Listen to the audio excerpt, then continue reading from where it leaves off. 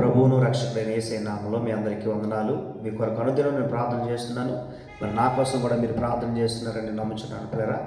మరి ఈ సమయంలో ఒక మాట చెప్పాలని ఆశపడుతున్నాను. అపోస్తలుడైన పౌలు గారు కొరింథీ సంఘానికి రాసిన 2వ పత్రిక 12వ అధ్యాయం 10వ వాక్యంలో ఒక మాట చెప్తారు.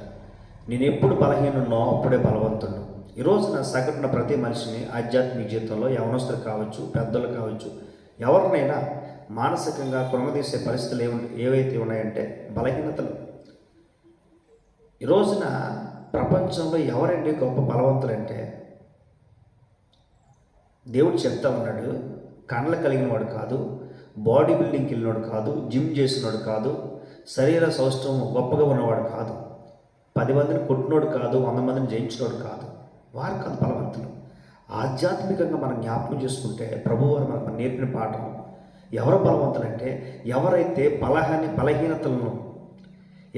బలహీనతలను జయించుకుంటూ బలహీనతలో పడకుండా బలహీనతలను జయించుకుంటూ ముందుకెళ్తారో వారే బలవంతులు. దేవునికి స్తోత్రం. అవును పిల్లరా, ఈరోజు సగటున ప్రతి క్రైస్తవ ఆధ్యాత్మిక జీవితంలో ప్రతి వ్యక్తిని బలహీనతలు అనేవి వెనక్కి లాగుతుంటాయి.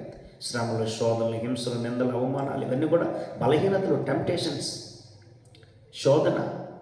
వీటిని ఎవరైతే జయించుకుంటూ ముందుకెళ్తారో వాటిలో పడకుండా, వాటి వైపు చూడకుండా, ఒకవేళ వచ్చినప్పటికీ శోధన గురైనప్పటికీ వాటి నుంచి దూరమైపోతారో వారిని ప్రభు అంటున్నాడు బలవంతులు. ఈ రోజున నువ్వు బలవంతుడిగా ఉండాలని దేవుడు ఆశపడుతున్నాడు. ఈ రోజున ఒక ఆధ్యాత్మిక జీవితంలో నువ్వు బలవంతంగా ఉండు తమ్ముడా, అమ్మా, నువ్వు బలవంతురాలుగా ఉండు. దేవుడు నిన్ను బట్టి ఆనందిస్తాడు, నీకు మేలు చేస్తాడు, నిన్ను దీవిస్తాడు. బలం పొందుకో. God bless you. Praise lord.